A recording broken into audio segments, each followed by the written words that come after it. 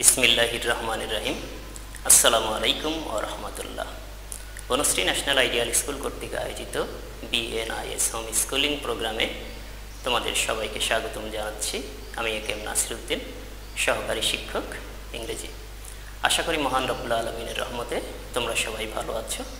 আলহামদুলিল্লাহ, আমিও ভালো আছি। আজকে আমি এসেছি ক্লাস 7-এর ইংরেজি প্রথম পত্র বিষয়ের একটি ক্লাস নিয়ে। তাহলে আসো আমরা আমাদের ক্লাস শুরু করি। আমরা প্রথমেই দেখে নিব আমাদের আজকের ক্লাস হচ্ছে 7, সাবজেক্ট ইংলিশ ফার্স্ট পেপার। আজকে ক্লাস নাম হচ্ছে 14 আর ডেট 27 এপ্রিল 2021। আমাদের আজকের টপিক হচ্ছে কমপ্লিটিং স্টোরি। টাইটেলটা কি? Unit is strength. আমাদের যে কমপ্লিটিং স্টোরি সেটার নাম হচ্ছে ইউনিট ইজ স্ট্রেংথ। তাহলে আসো আমরা শুরু করি। তোমরা জানো যে কমপ্লিটিং স্টোরি হচ্ছে গল্প সম্পূর্ণ করা। কমপ্লিট করতে হবে, গল্প সম্পূর্ণ করতে হবে। তার মানে একটা গল্পের 2টা বা 3টা সেন্টেন্স দেওয়া থাকবে, তারপরে যেমন ডট ডট দেওয়া থাকবে, তোমাদেরকে বাকিটা সম্পূর্ণ করতে হবে।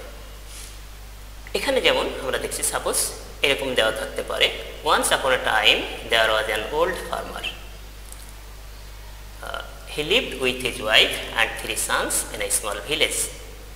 The 3 sons always quarrelled with his other. এই পর্যন্ত এখানে দেওয়া আছে।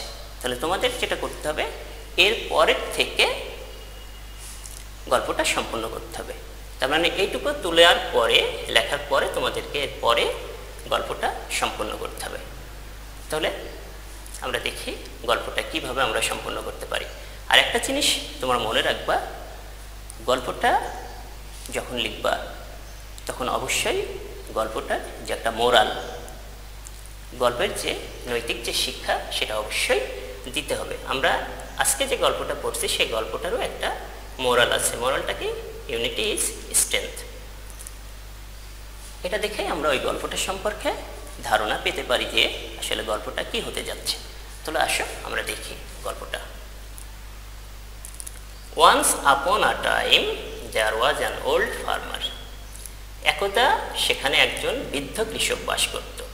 অনেকদিন পূর্বের কথা বলা হচ্ছে, আমরা এই জন্য ওয়ান্স আপন এ টাইম দিয়ে শুরু করেছি। He lived with his wife.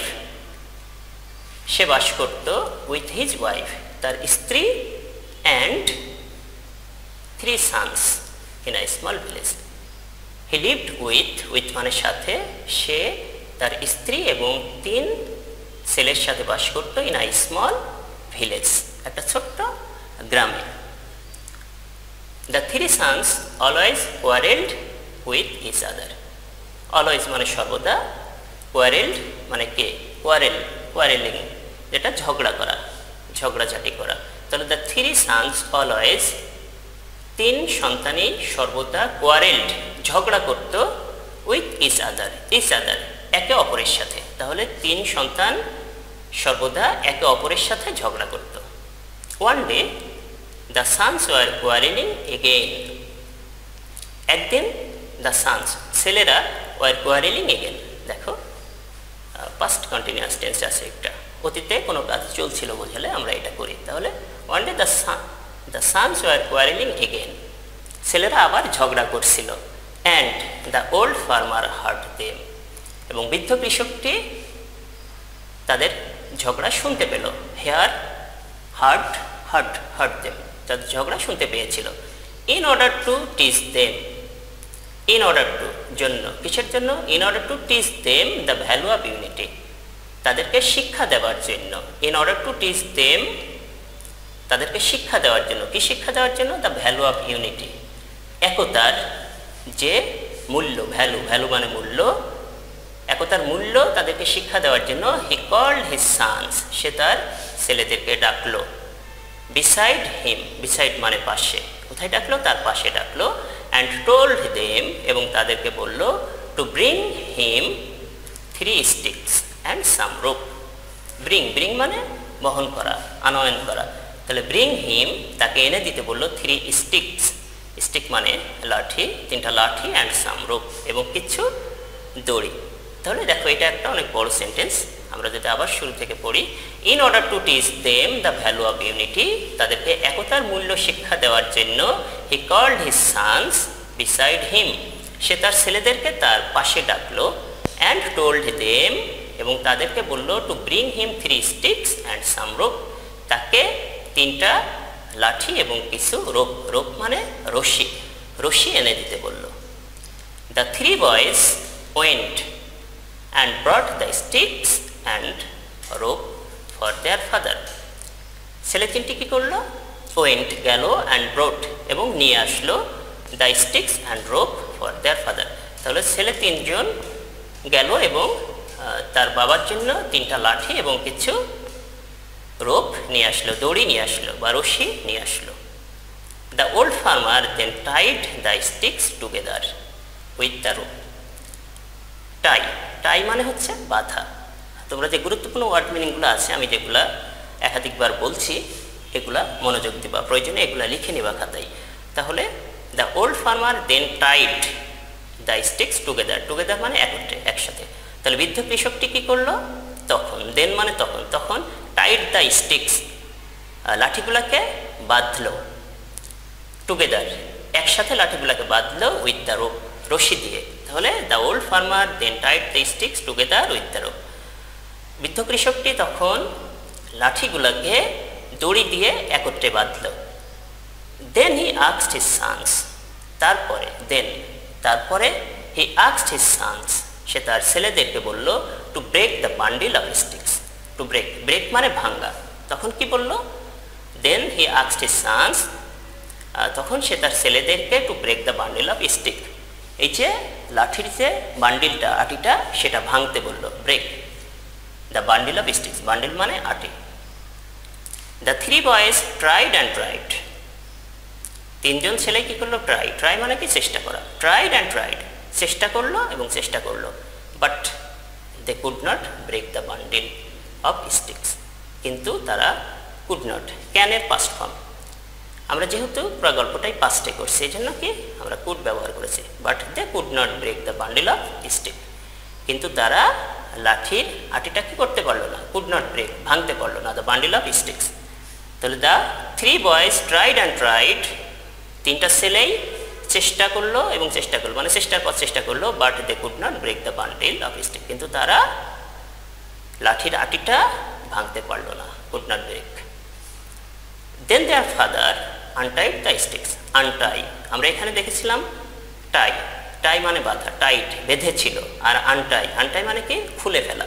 তাহলে দেন তখন their father তাদের বাবা untied the sticks লাঠিগুলোকে খুলে ফেললো, and gave 1 stick to each of his sons, এবং gave 1 stick, এবং একটা করে লাঠি তার ছেলেদেরকে দিয়েছিলেন বা দিলেন। তখন কি করলেন? their father untied the stick, লাঠিগুলোকে খুলে ফেললেন, and gave 1 stick to each, এবং তাদের প্রত্যেককে একটি করে স্টিক দিলেন, মানে তার his sons তার ছেলেদের প্রত্যেককে একটি করে লাঠি দিলেন। he told them, তিনি তাদেরকে বললেন to break the stick, লাঠিটা ভাঙতে বললেন, মানে ওই যে লাঠিগুলো দিলেন একটা একটা করে, he told them to break the stick, তিনি তাদেরকে লাঠিগুলো ভাঙতে বললেন। this time, এইবার মানে এই সময়ে বা এইবার they all broke their sticks easily, এবার তারা কি করলো? this time they all, তারা সকলেই broke past tense, broke their sticks easily মানে সহজভাবে, এইবার তারা সকলেই তাদের লাঠিগুলো সহজেই ভেঙে ফেলল। then the old farmer told his sons that nobody could do any harm to them if they remained united. then তখন the old farmer, বৃদ্ধ কৃষকটি, told his sons তার ছেলেদেরকে বলল যে sons that nobody could do any harm, nobody কেউই না, nobody could do any harm, কেউই তোমাদের কোনো ক্ষতি করতে পারত না, to them if they remained United, যদি তারা রিমেইন মানে থাকা, রিমেইন ইউনাইটেড, একত্রে থাকতো, একসাথে থাকতো। তাহলে ওল্ড ফার্মার তখন কি বললো? The old farmer told his sons, তার ছেলেদেরকে বলল যে nobody could do any harm, কোনো ব্যক্তি কোনো ক্ষতি করতে পারতো না, তাদের কোনো ক্ষতি করতে পারতো না যদি তারা একত্রে থাকতো, রিমেইনড ইউনাইটেড মানে একসাথে থাকতো।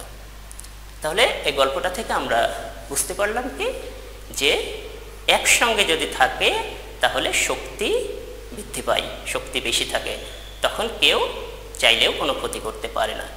কিন্তু একা একা থাকলে শক্তি অনেক কমে যায়, তখন সহজেই যে কেউ ক্ষতি করতে পারে। তাহলে এটাই ছিল আমাদের আজকের গল্প।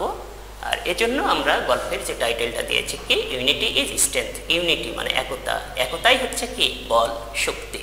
তাহলে একার চেয়েও 5 জনের শক্তি অনেক বেশি থাকে।